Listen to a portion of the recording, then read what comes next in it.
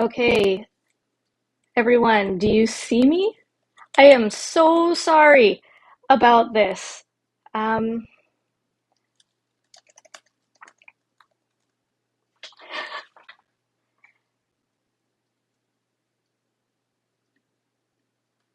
can you guys see me all right?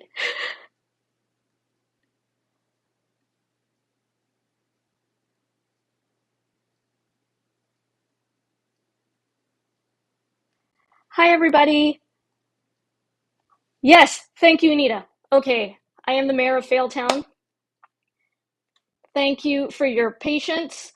Uh, Welcome to Getting Started on Etsy. I thoroughly apologize for um, the um, delay in getting started. I had browser issues and then I had other issues. Welcome. Thank you for your patience. It's so appreciated. Welcome to Getting Started on Etsy. My name is Valerie Braacx. I am the team captain of the Vancouver Etsy Co, and I'm doing this as a part of Etsy University. This is Getting Started on Etsy 2.0, so this is my second iteration of um, this. You guys are so awesome. Thanks for your understanding. Just reading the chats. Um, so welcome, welcome, welcome, welcome. I am now going to actually get started instead of thinking I was doing it and I wasn't actually live. So I am now live. So getting started on Etsy. The goal of this YouTube live is to give you some information on getting started using Etsy. You could be interested in starting a handmade or creative business, or you might be considering adding a sales channel to your existing business. Say you already have a website that you're operating, but you could use Etsy as another opportunity to reach even more people. So here's our agenda for today. We will get cracking. A little bit about me. I am uh, on top of being a little bit technologically inept today. I have an Etsy shop called Bespoke. I've been running it since 2013. I sell blanket scarves and infinity scarves, and I'm based in Vancouver, British Columbia on the West Coast. I'm also, since 2017, I have been the captain of the Vancouver Etsy Co. Um, it's yeah, the Etsy team captain of the Vancouver Etsy Co. So Etsy team captains are run by sellers, for sellers to support one another for different reasons. For those of you who may not be aware of what an Etsy team is, and the goal of the Vancouver Etsy Co. is essentially to empower creatives. This role is voluntary. I just like to add, we operate independently of Etsy, as in we're not employed by them. But we receive educational resources and opportunities, marketing support, and access to Etsy initiatives like the Etsy Market or Etsy U to share with our local team.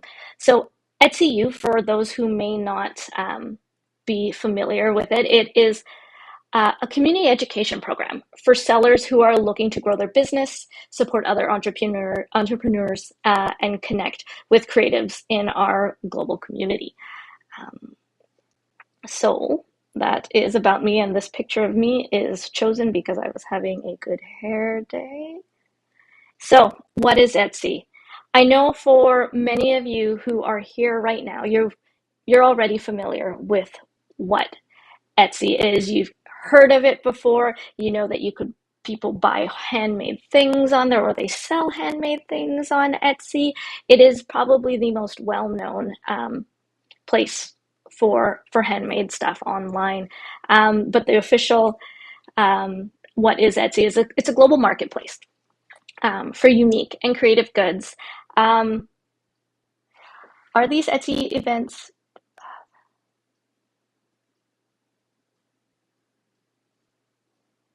Okay, I'm just going to answer your question, DJ. So I think they're actually quite okay. So the question here is, are these Etsy events, Etsy U events, better for sellers creating their own products versus vintage sellers? It is helpful for both, especially this one. It's more of a getting started on Etsy, which in whatever capacity you're using. So it's getting started with your business, using tagging to your best advantage, Etsy ads. So it's not really necessarily about making or creating, but it's more broadly to use the interface for whatever creative or vintage business that you might have. I hope that helps or answers your question. Um, so this platform empowers sellers to do what they love and help buyers find what they love. So whether they are knitting a scarf or finding vintage treasures that they're sharing with others, this is an opportunity for you to share that with other people.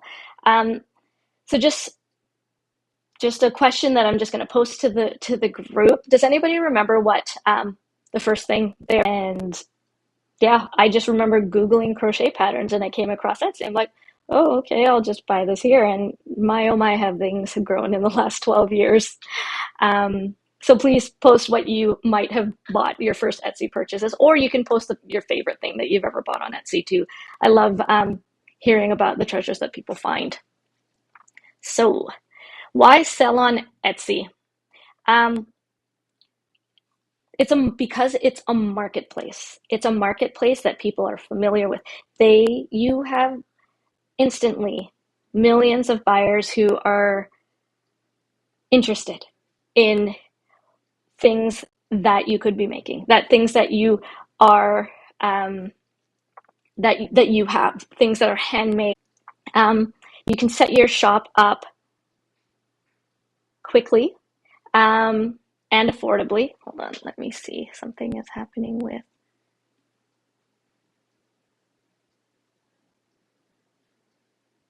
Okay, I'm not sure what's happening there. So if there's anything that's happening with my streaming, please let me know in the text. There's some stuff that's happening right now. So you can set up your shop quickly and affordably, which is fantastic. They provide business tools to help you in your success, like metrics and whatnot. And you're also part of the Etsy vibrant community of entrepreneurs as well.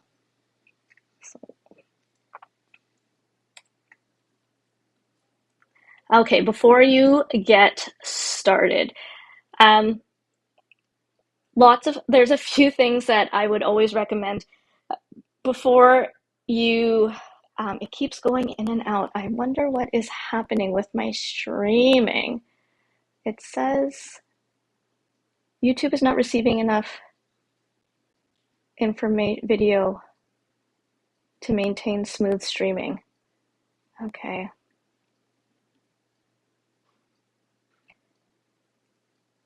Okay, I am going to keep going and just let me know if it's going all right. I think my Wi-Fi should be all right.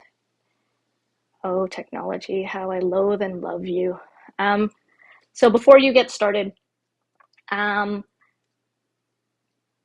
crochet. Okay, so we had a shark tooth necklace people are interested in, or had bought a crochet diaper cover, and had all for a newborn photo shoot. Oh, yes, Gail Begley, my sister. um, so, um, yeah, so before you get started, not the sexiest stuff, but it's always very important to take the time to brainstorm and to set realistic goals. And some of the things that you want to consider, that you need to consider, is what kind of business do you want to run? Is this something that you foresee that you can grow a profit out of, or is something you just want to do for fun? Because it will vastly impact how you run it, um, and the goals that you set for it. Your time commitment is also something very important to consider. It will ebb and flow. Like for myself, I started this business in 2013 when I had one son, and now I have three boys, and my time has gone up and down just depending on their stage of life and my stage of life. So that will fluctuate a little bit. Pricing, pricing. Policies, branding, shipping, packaging are all very, very important aspects to consider when you are planning this. You don't have to have everything set in stone, of course, but these are all things that I think are really important to consider as you are getting started, and also setting a budget. You want to make sure that you're covering your expenses and planning for the future with a budget to help your business grow. Um, Find some software online that you can use to track expenses and income. I use Wave Accounting. It's free. Um, and it can grow with you if you ever end up having staff or that kind of thing. You can always do that.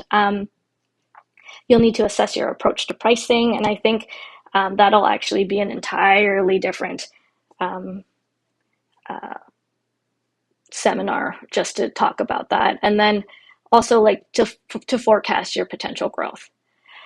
So right from the get-go, what we're going to do is we are actually going to jump right into fees. Um, this is just really important to understand and know what the breakdown is. And this is also something that's really important, like I had mentioned earlier, when you're planning for pricing for any whatever you may be selling, to understand your fees so you don't end up losing money if you undervalue your products and whatnot. Um, so getting started, like I had mentioned earlier, there's a super low upfront financial cost to getting started. It's the cost of a listing. So the listing fee is the cost of putting your item up, like putting an item on display in a store. Every time you post an item, you pay the listing fee. So you like, if it's a t-shirt, every time you hang it on a hanger and put it out the store, that's the listing fee. So if you are starting with, say, 12 items, it'll run you $3 Canadian. There's a few different types of listing fees. There's like an auto renew fee. There's an option to auto renew your items. Multi-quantity listing fee. Essentially, if you have a bunch of your quantity on there, putting it back up there is the 25-cent fee. And then a private listing fee. So you make something. So that's your listing fee. That one's pretty straightforward. What the transaction fee is, and this one is the one that will vary. Once the sale is made, you are charged a transaction fee from Etsy, and that's 6.5% of your price, and a payment processing fee, which is 3.3% plus 25 cents. The payment processing fee, just for clarification, is the cost of accepting credit cards. And that one isn't specific to Etsy. So when you use your Square at a market, you're also charged this fee. Using Shopify, you are also charged this fee. So this is part of it. And there's also the offsite ads fees. So I'm going to briefly go over offsite ads, and this will definitely be something that I could spend about 40 minutes discussing, but I'll give you a flyover on what offsite ads are. Etsy advertises listings throughout the web, including search engine results, and social media apps like Facebook. So if you've ever searched through the Facebook Marketplace or search for anything on Google, sometimes you'll see something on there that says, "Oh God, a squirrel." Awesome. Okay, I'm going to read that in a second. So you'll see little advertisements that say Etsy.com. Those are off-site ads. They're not on Etsy, they're off-site. And Etsy offers this service with no upfront costs to you. you only pay an advertising fee when you make a sale, and that is the 15% that you see right there. So when a shopper clicks on one of those online ads for your products and purchases from your shop within 30 days, you'll pay the advertising fee. You only pay the fee when you make a sale. So that eliminates the risk that you could pay for ads that don't work for you. Offsite ads are optional for your shop depending on the revenue that you've made in Etsy for the past 12 months. So I believe if you're under $10,000, you have the option to opt out of offsite ads, but anything above 10,000, wouldn't that be awesome? You have to keep that on. So here is a very nice little breakdown on fees. You can see here what I did is I included one of my scarves, the price of a scarf plus shipping, and then the fees that would be associated with it. So you'll see how much I pay for all of the different things. And then the total fees without the ad is on the bottom left. And then the total fees with the ad are on the bottom right. Yeah, and this is an excellent exercise, like I was mentioning earlier, when you are doing your planning to test out how much the fees will cost you. And that's aside from the cost of your materials, the cost of your labor, packaging, all those things also factor in as well. So this is one way to keep, one thing to keep in mind as you're planning your pricing. Okay, so what you'll need to get started. So now that we've gone through the nitty-gritties of fees, and if you have any questions about anything as you go, please post it in the chat, and I will get to them as we progress. So what you'll need to get started when you're starting your Etsy site is you need products and the related information like pictures and that great stuff, descriptions, as well as banking details. So what I would probably suggest is you could gather all the information into a document or folder, titles, descriptions, production partners, all that kind of stuff. And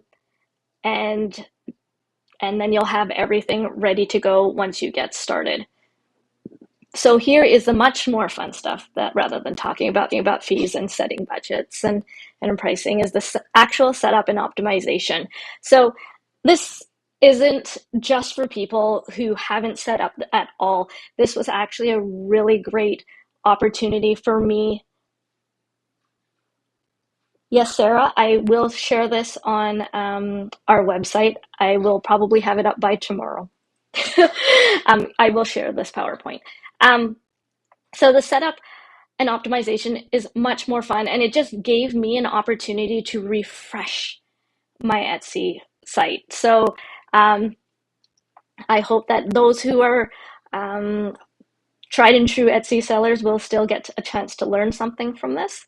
So your shop name, this may be also give you guys an opportunity to think about your shop name and remember why you chose that name.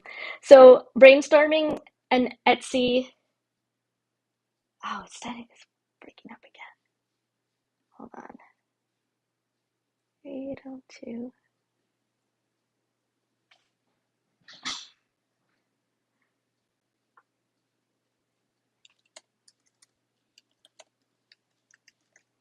Sorry guys, it says that I'm having issues with streaming right now, so it may be choppy. Sarah just brought that to my attention, so give me 1 second. I'm not really sure how to go about this.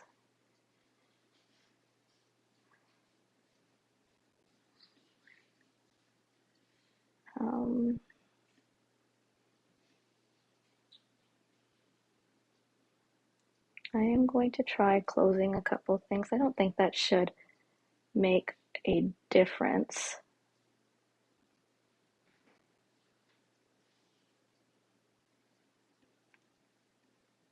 Okay.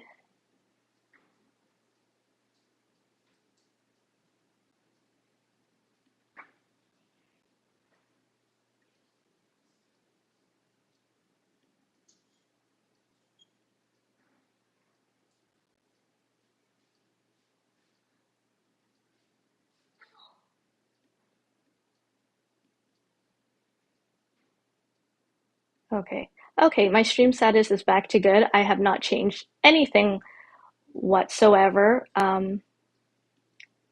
But I'm not really sure what's happening.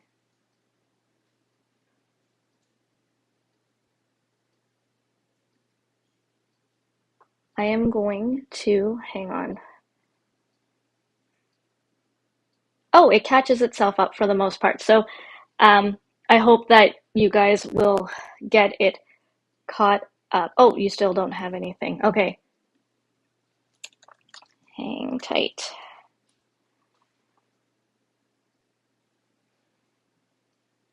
Okay, it seems to be fluctuating quite a bit in my streaming, and I'm gonna have to call in my tech support.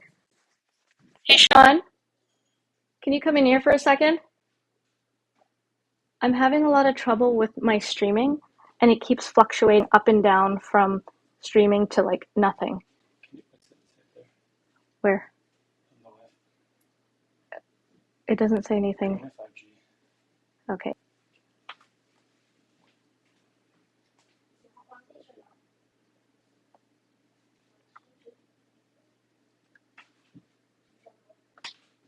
Okay. I have changed my Wi-Fi. I think I'm back on. Am I here?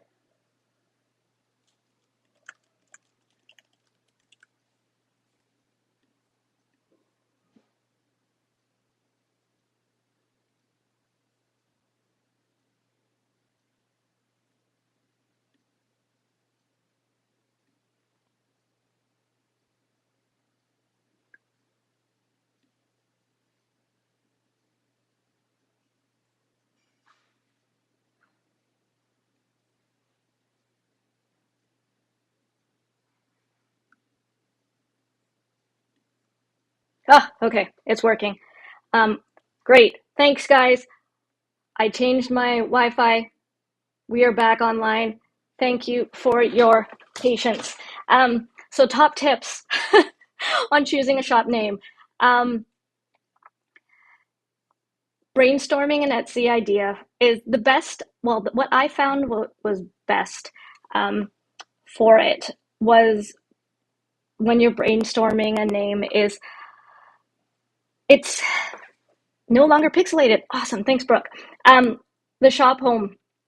So, but changing, sorry, I'm all kerfuffled right now. So, brainstorming. Oh, honey and handy, handy and honey, it's not working. I have, um, if it's not working for you, try exiting and restarting it again. And it's working on my side, but for others, it's not necessarily working.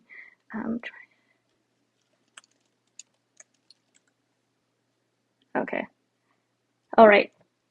Um, so brainstorming an Etsy name. It could have to do with your product. It could have not to do with your product. This will be something that we can address in a branding workshop. But with your name, you you have the opportunity to change it twice. So done is better than perfect. Make it memorable. Put it to the test. Ask your friends what they think about it. Does it sound weird? Do they think that it sounds kitschy? Like, ask them what their thoughts are. I found that was the most helpful for me. But like I said, done is better than perfect in this respect. So customizing the look of your shop. This is where things start to get really fun. Some of the tips for customizing your shop page, you have a few opportunities to maximize the customization of your store front with your brands and photos. There's the shop banner, the shop icon, featured listings, and this is the first impression that a brand makes on potential customers. So also the about section will give you the opportunity to share your shop's story, um, to share your shop story, including um, information about yourself, workspace, and more products. You can put pictures there. And there's also an option actually to get even more customized with Etsy through a subscription called Etsy Plus. That just gives you free, I guess you could say free, unlimited amounts of relistings, more options for customization and that type of thing. You can find that in your options section of your shop. I actually wasn't familiar with that until I had done this. So here are a few examples of what people have done or what businesses have done for their banners. So Crafted Van, fantastic magnetic bookmarks. They're based out of Vancouver. You can see that they made a tiled kind of image here to show off a few different pictures, as well as a coupon code and including some information in there. You can see that their store picture also has like the for their image for their actual shop is one of their items. And then you can also see on the right side, they included pictures of them to let you know that it is in fact people that made this. Right here we have in the About section, this is Lana Betty. She is also a Vancouver based maker. You can see here she has a fantastic photo of her using her tools for jewelry making, and she uses the About section to just to explain that. And you can actually have more than one photo in that section as well. Here we have the Letter Room. They are actually based out of the UK, and you can see that you have a lot of opportunities to make your banner really highlight what your branding is about. Like you can see here, fun, it's fun, exciting. You can see what they actually sell as well. So that's extremely important in using this. And if you are feeling at all intimidated about just what making these banners and whatnot, if you aren't already familiar with Canva, Canva is a free web app where you can do beautiful, professional looking artwork for free, uploading your own photos and that type of thing. So you'll have that opportunity even when you are searching. If you don't know the dimensions of what the Etsy banners should be, you can actually just type it in there in their search function and they will bring up a template for that. So please consider that when you are updating or making your shop banner. Okay, so featured items. So this little section right here, you see how it's all beautiful. They have featured items and collections. This is part of the Etsy Plus subscription.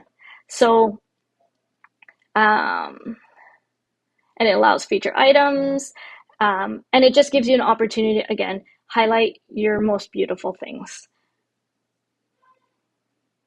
All right, search. So search is probably one of the most important. Let me put this in there. Handy and Honey just asked what that web app. It's a web app, so it's called Canva, and I just included it in there. It's fantastic. It's a game changer. It's all drag and drop. But anyways, so on to search. Search is probably one of the most important things that you should focus on when you are creating your listings, because if you know how to use Etsy search options, you will be able to be found. And that means that they'll get people your storefront, and that will help with sales.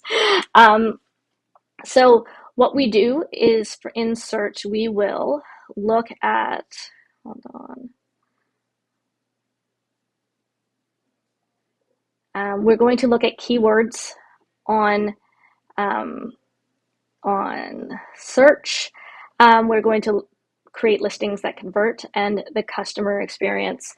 Keywords are the words and phrases that you apply to your listing for search engine optimization purposes. Creating listings that convert. When someone finds your item, they like it enough to purchase it. And the customer experience.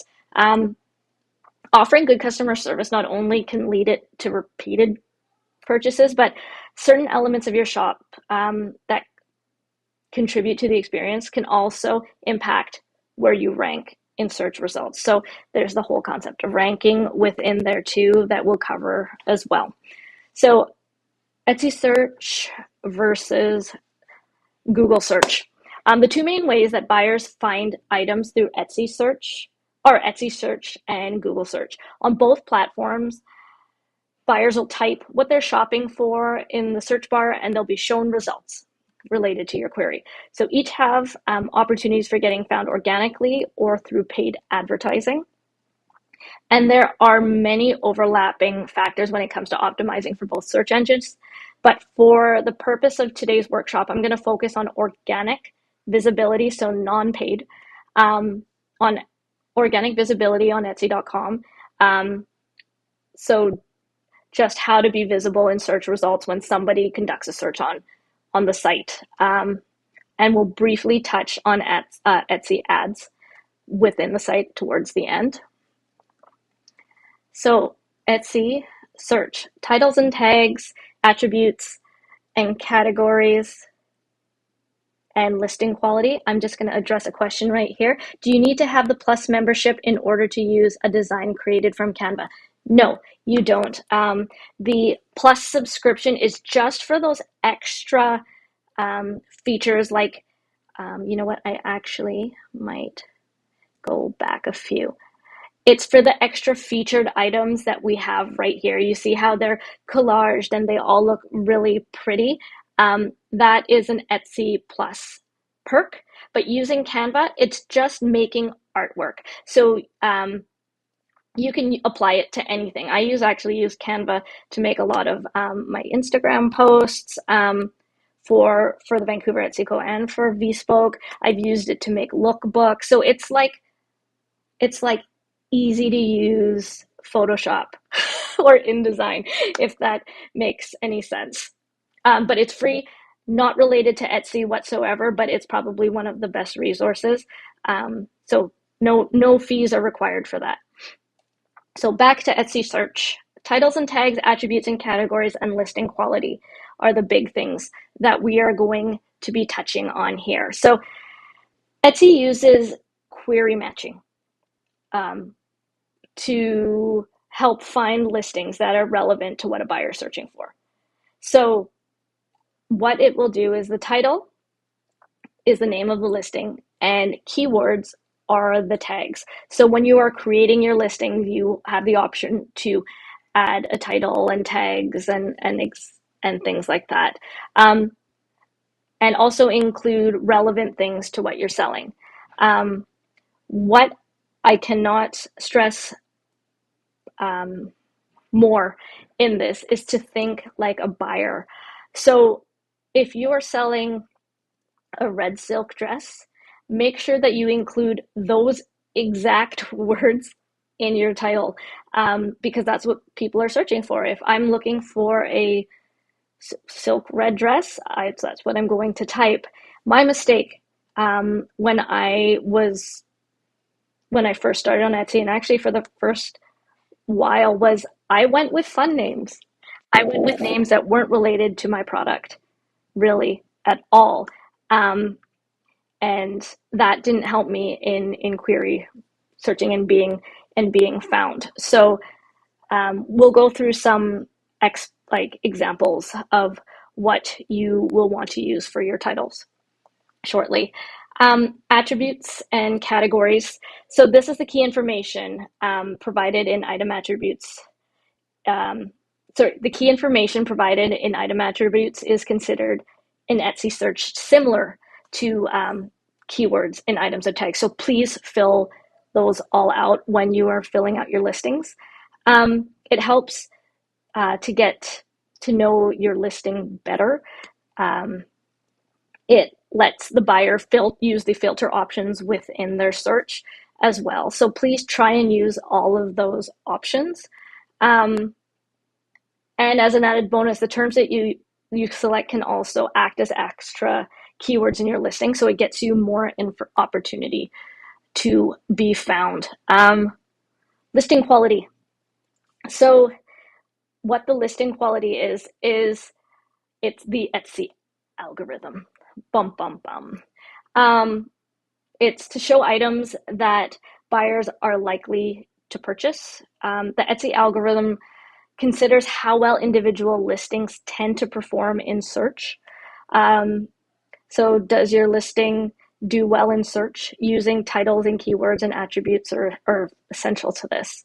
And engagement also contributes to it as well. So when people get to your listing, favorites, purchases, and clicks.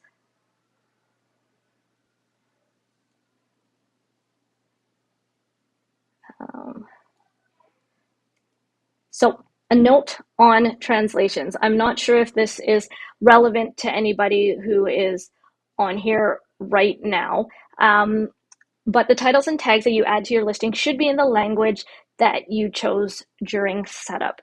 Etsy will translate it, but if you're multilingual, consider using your own translations. It's more natural and it tends to be a higher quality, like using Google Translate in grade 8 when it was still new. It was very obviously not very fluid at the time. So they're much better at it now. So if you actually have that language ability, use your own rather than relying on that. Products. Photography, Etsy search. So this is more on what can impact listing quality. Great photos. Great photos will grab attention and can impact engagement with your listings. So clicks, favorites, buying. So using the titles and tags will help you get found. And when people click on your actual listing, they may favorite based on the beautiful photos that they see. We have a question right here. Could you elaborate on what you mean by attributes? So when you are going through the process of your Etsy listing, you have the opportunity to add your title. So say, for example, I was listing a cream gauze blanket scarf. So I would put my title in there, cream blanket scarf, gauze, cotton, gauze, very unsexy name, but use all the words in there that you think that people might search for. And as you go through the listing or the process, it'll ask you about things like the category in which your item would fall under. And it often populates that automatically from what they see that you've typed into your search. So women's accessories comes up, and then scarves, and then shawls. So it like breaks it down even further. Other attributes that you can select in there are what it's made out of. So you don't have to worry about putting cotton gauze as one of your keywords because it's already listed in the attributes. Another attribute that would be included would be something like cream color, ivory. So by filling out like their kind of pre-selected listings of things, it works as like ways to help search it better. But when you filter, when you in your search result you filter say by size, by color, it automatically fits in those categories. So it just helps the buyer find what you may be selling if you fill out all those things. If you, I have another question right here. If you have multiple items that are the same or similar, do they compete against each other in Etsy search? I don't think it necessarily would be considered competing against each other. I think that if you do all of the titles and your tags well, that they'll come up, and they'll just come up higher in your search results. I'm not sure if competing against each other would necessarily be what I would say would happen. But because this is actually something that I can relate to because I have gauze blanket scarves in many different colors. What you can do in this situation, this actually gives you an opportunity to test different keywords for very similar listings to see how things come up, and just to test how well they may be found or how often they're being favorited and that type of thing. I'm not sure. I hope that answers your question, but I don't think they necessarily compete against each other. That if they're tagged well and they're titled well, they'll all show up. Particularly the ones that might have been clicked on more regularly or favorited, those will actually show a little bit higher. So yeah, I hope that helped, Erica. So back to product photography. The number of photos you upload doesn't directly impact your item search placement, but having all 10 photos may increase your conversion rate, like the fact that they actually buy. And customer and market experience, great reviews, a completed about section, competitive shipping rates, and completed shop policies can all help your placement in search as well. So some pro tips. Your title should be easy and concise, using what the terms buyers would use. I didn't mention this earlier, but usually the first 4 words are the key real estate in your title. Just because, and I am guilty of this myself, I only read like the first little bit and just assume the rest. So the first 3 or 4 words are the words that you really want people. Like I said, place the most influential phrase at the front of your title. Use all 13 tags available to you. Select attributes and categories. So in the tags, here's an example. Because I sell blanket scarves, I also sell triangle scarves too. So in my triangle scarf listing, I always include the word blanket scarf or the tag for blanket scarf as well, because people don't necessarily search for a triangle scarf, but they do work similarly, so I include that in there. Select accurate attributes and categories, write in your shop's language, like we had talked about earlier, and then make use of analytics. So that is something that will come up. We'll talk about in a little bit. Use engaging, click-worthy photos. I am currently going through the instruction on photography for Etsy, and just ways that I can help you all just with information on how to create the best photography that you can with what you have for your photos.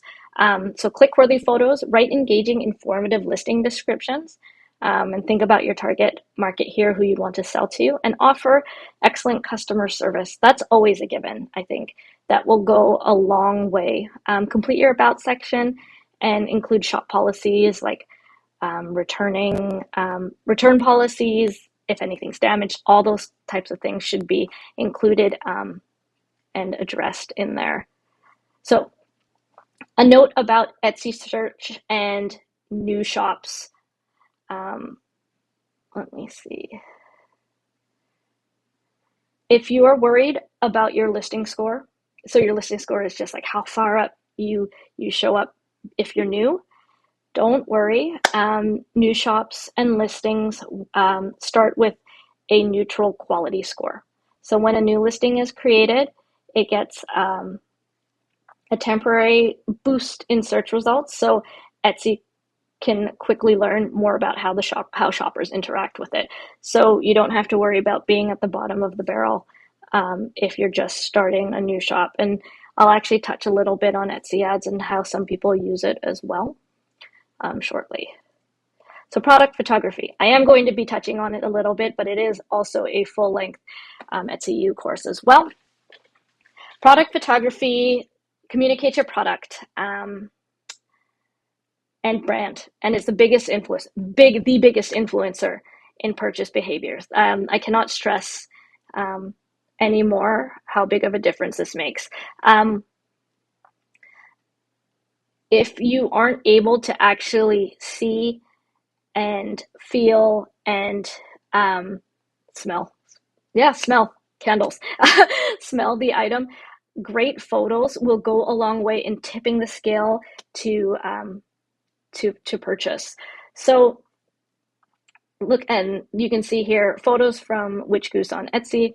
Beautiful, beautiful photos.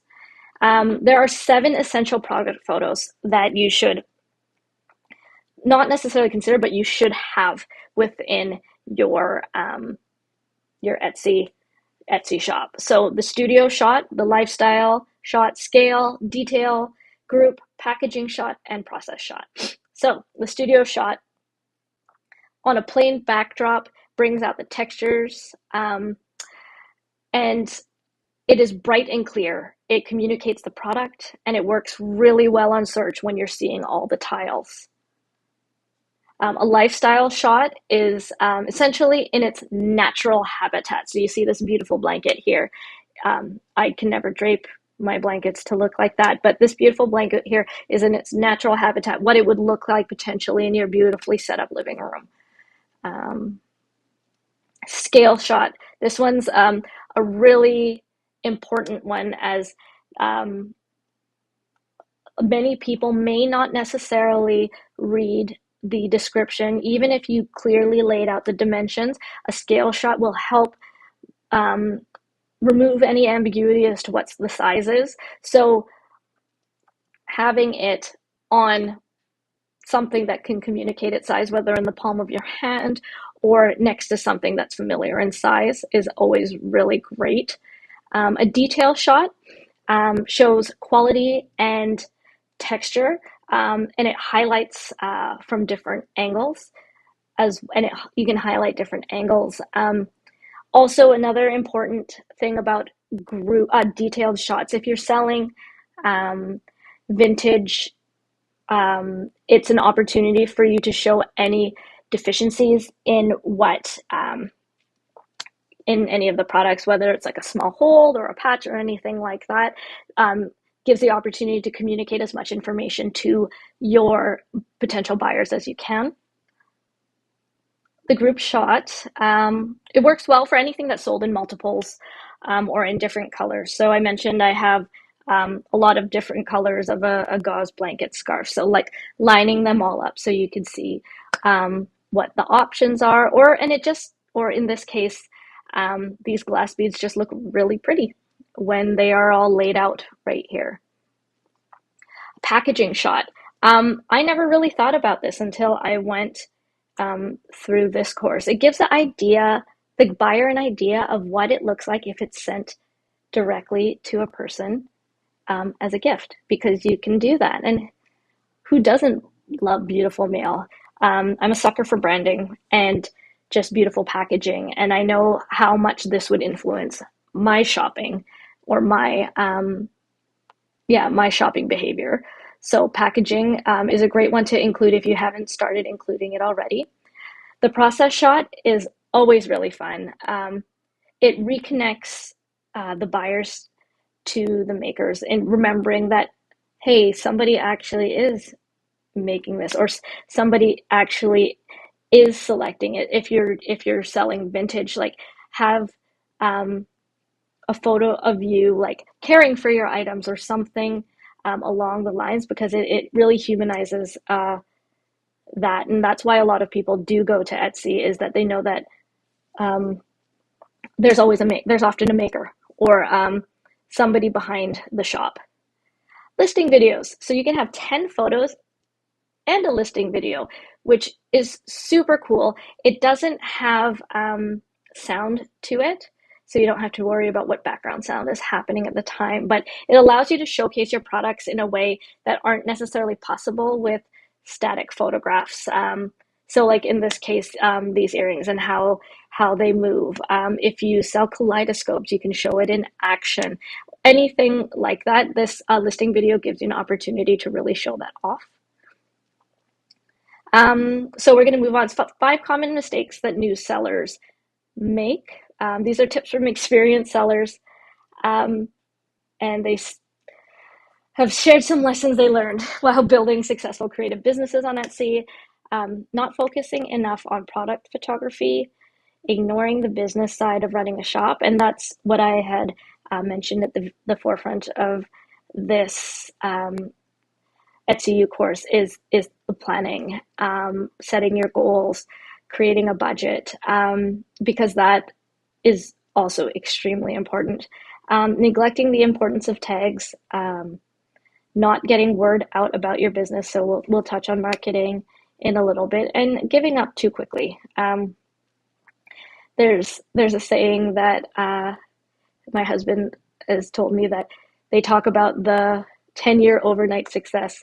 So you suddenly hear about like this brand that's blowing up, but you don't realize that often they've been working at this for years and years. And not saying that you need to like do this for 10 years to see any kind of fruit, but um, it takes time. It takes time to establish your business. It takes time to get the word out. So patience will go a long way. Getting your first sale. So we're going to touch on shipping success, and shipping is another topic that we could actually talk extensively about, and we will in a different Etsy webinar coming up. Encouraging 5-star reviews and repeat customers, and shop finances. So shipping success. This is so big. I'm trying to think of what's the most important thing to say. Similarly to your keywords, keep in mind what you would want as a buyer. Consider your postage rates and your policies, if upgrades are available, where it ships to. There's a lot of ways that you can customize your shipping profiles within Etsy.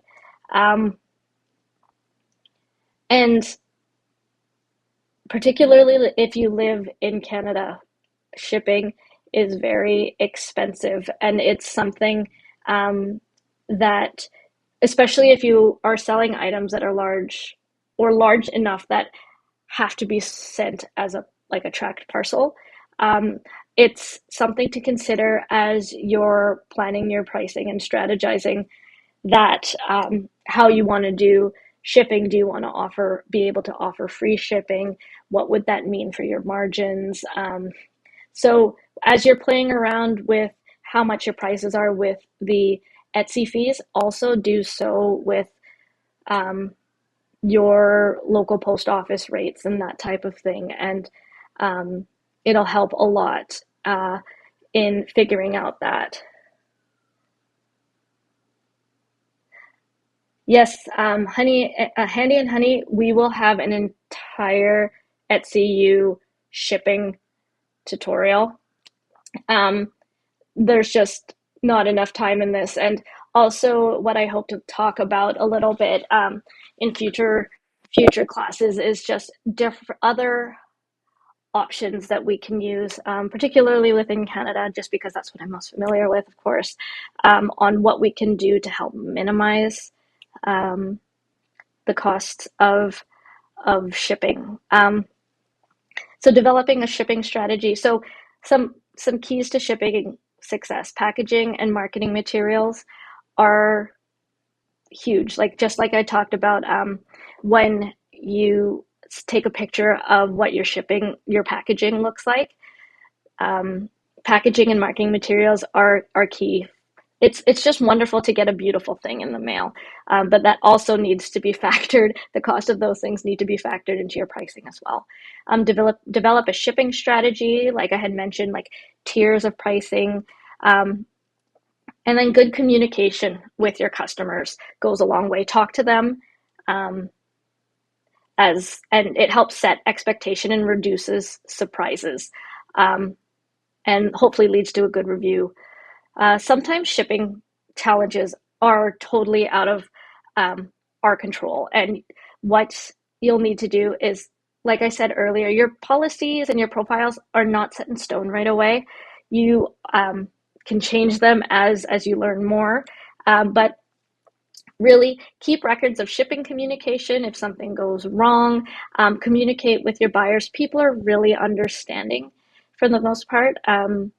It seems like a lifetime ago, but in November of 2021, there were huge floods that impacted sending anything from BC, from like Vancouver, anywhere east, or sending anything to Vancouver. Like bridges were out, everything was out. So, for I know for a lot of people, right before the holiday season. So, in situations like that, communicating with your customers, they are usually going to be really accommodating. If you let them know what happens. So be proactive in that, and then keep calm and carry on. So, positive reviews and repeat customers. Um, when people are writing about their experience making a purchase in their reviews, they often mention three three important factors. So it'll be quality, customer service, and shipping. I know all of us have probably at one point written a review, and those are always the things that that stick out to me. Oh, like Anita was really great to work with. She helped me find the right scarf that I needed, or um, my item got here super fast. I was so excited. So anything that helps with that. Okay, Handy and Honey. Maybe what we can do is we can actually connect on Instagram DMs, and you'll see my information at the end, and I can see if I can help you with it. She just had some shipping error issues. So let's go over a few things that might lead to a positive reviews. Um, so these are all things to just consider as you're doing your listings. Use your listing description to answer shoppers' questions. So like I had discussed earlier about like size of your item. So like let's say it's a ceramic cup. Listing the dimensions as well as providing a photo um, to really, so nobody will be surprised when they see an item is really helpful. Showcase your product from all sides. So this goes for handmade items as well as vintage, like I had described earlier. Detail photos on any deficiencies that might be there. Helps you see the texture. Um, Set clear expectations with your return policy. Um,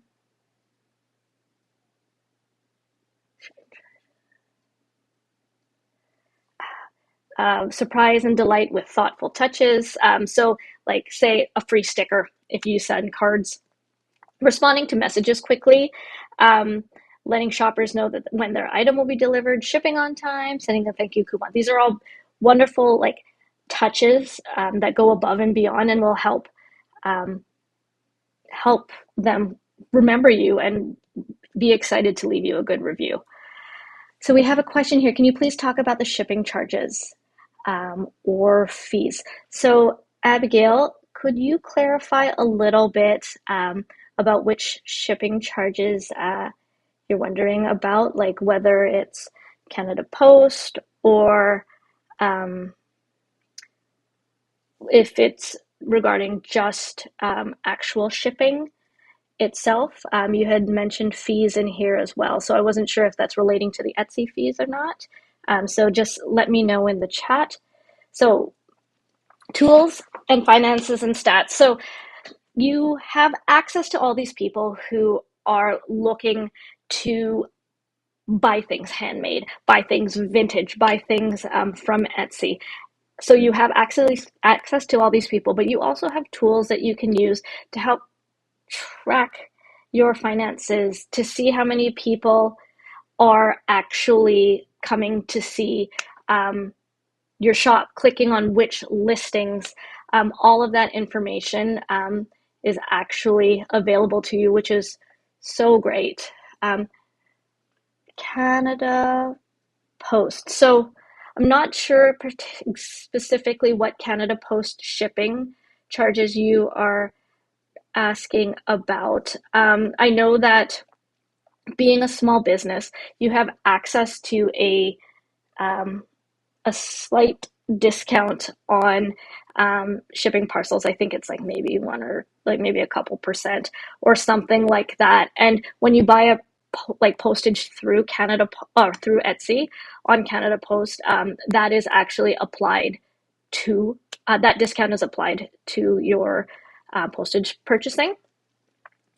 I hope I hope that answers a little bit. It will vary, of course, by size, by weight, where it's shipping to, and all of that information, as well as like how fast you want it to get, and all that kind of great stuff. Um, so on to tools, finances, and stats. Finances, so exciting. Um, so get to know what's available to you in your finances section. You can update information, change your payout times, find statements that review and break down your deposits, all there. Um, so you'll see here um, your shop stats. Understanding your performance with your shop stats is essential in crafting an like effective growth strategy. In your shop stats, you can dig into a wide variety of information. You can find at a glance what things are looking like over the past 30 days, how shoppers are finding you, and you can even deep dive into listing level engagement and show how your listings are doing, what people are searching for when they get to your item, and that's all actually found within the marketing section of your shop. So this was an example that Etsy had given me on like what listing stats look like for a specific amount of time. You can see how many orders come in, visits, items sold, all that type of really helpful information. Um, and yeah, so that was just like a little flyover on what that is. Growing your business. So, like I had touched on before, a market, like putting work into getting found is really essential. Um, Being on Etsy is a great way to be found, but it does require work on your part to be found additionally. So marketing your business. So when it comes to your marketing strategy, it's important to get off to a smart start. So identifying your target customer, that is key to how you like even how you word things, how what the kinds of pictures you take. Um, so zero in on your core demographics and participate in like relevant communities and forums and use different product tags that you think that would be helpful to within your like target market, and that'll help you like really hone in on your target customer.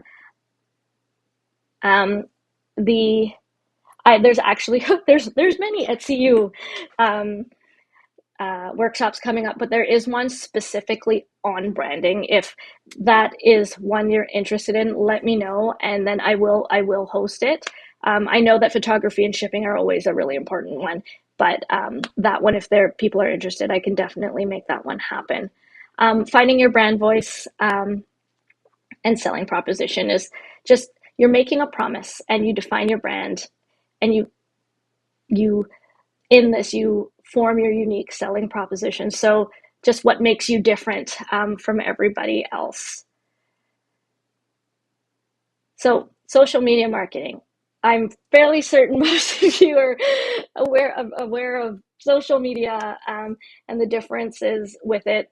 Again, another Etsy U. This could be another completely specific topic that we could talk on for about an hour. But it's one of the most effective, low cost promotional tools as a small business owner.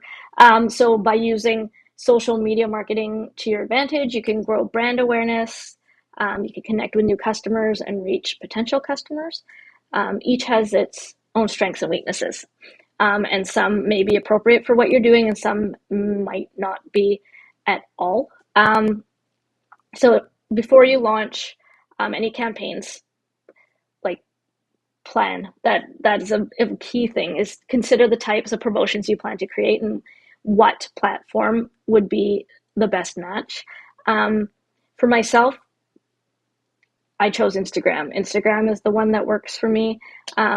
It's easier for me to create photos. I'm not great with like creating videos, but that is the one that I've chose. Whether that's the appropriate one or not, I'm not sure. I think visually, I think it works well for my brand and for my demographic, which tends to be around my age and whatnot. But yeah, so that's what I chose. Advertising. This is my very small touch on Etsy ads. So there are two types of Etsy ads. There's on-site ads and there's off-site ads. We had talked about off-site ads as being the ones off of Etsy, the ones that you see in your Google search, in your Facebook search, in BuzzFeed advertisement things. Those are the ones that are off-site, and that's what you pay. Like you pay the fee or the commission when it's purchased. It's optional if your revenue is less than $10,000. But an on-site ad are the ones that when you're going through searches, you'll see that you see this little planter right here. It says ad by so and so. It's ads that find that are within your search results. And the cost of those are per click. So per click on that list ad. So within that, you can create campaigns, a budget, say $3 a day for a month to see, to test a campaign out to see how it works. And it's a really good opportunity to see, just to get found as well in there. And it could also help with your listing score as well. Is if they see a beautiful photo of your planter there in an ad, maybe they'll click through just because they were interested in it. So that would also be something super helpful. If anybody is curious about the cost per click, it's about 20 cents to 50 cents ish. Used to, I think there was a different way that it worked before, but now it's just like a cap on the day on click. So I haven't run one in a while. But what I do know is that it will work, an on-site ad will work better for higher priced items, just given like the percentage of that click would be. So if it's the click, the listing fee, processing fee, and if it's a really low price item, it may not be as worthwhile for you to use it for your item. But if it's a higher price item, it may work better for you. So that's my very, very small talk on on Etsy ads. So I had mentioned to Handy and Honey, here's you can find all of my information here. Thank you for coming to this. I'm going to address Abigail's question. I'm looking to get a label printer. Is there one that you could recommend that's compatible with Canada Post labels. I have the Dymo one, and let me just find which one it is. Dymo label.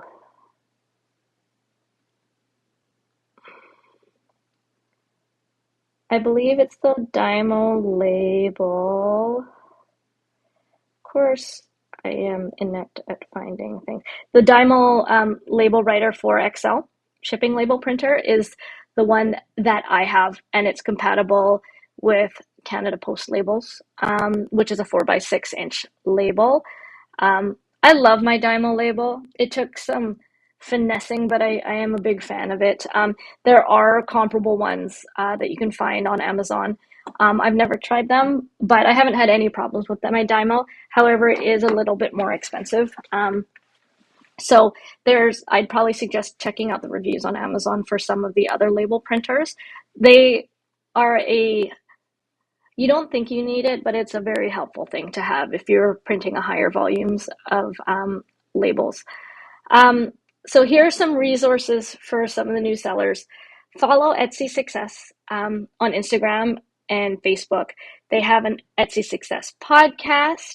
Um, if you want more information from our Etsy team, it's at Vancouver Etsy Co, or you can find us at vancouveretsyco.com. Etsy forums are a great place as well. You can find a lot of questions that other people might have had and like answers to them within there. And like I had mentioned earlier, canva.com for artwork is really great, and Wave Accounting for free bookkeeping. Um, and yeah, so if you are interested in taking additional Etsy workshops, you can find all of that information at Etsy, that website right there, or you can follow us at Vancouver Etsy Co for updates. Thanks for coming. If you have any questions, you can pepper me on DMs on Instagram. That's where you can most easily reach us, or by email, and you can find that on our website. Thank you. Um, we have somebody, Anita said, I used to use label sheets that I use um, and stick it directly. Oh, like label sheets that you could get um, from your printer. Like, yeah, you can buy them at Staples or wherever, and then there's 4x6 labels, and you can print them onto there and then stick them on. But then she upgraded to a Munbyn printer, Munbyn. Um, and Anita, who had just posted, is my co-captain. Um, Fantastic. She's awesome.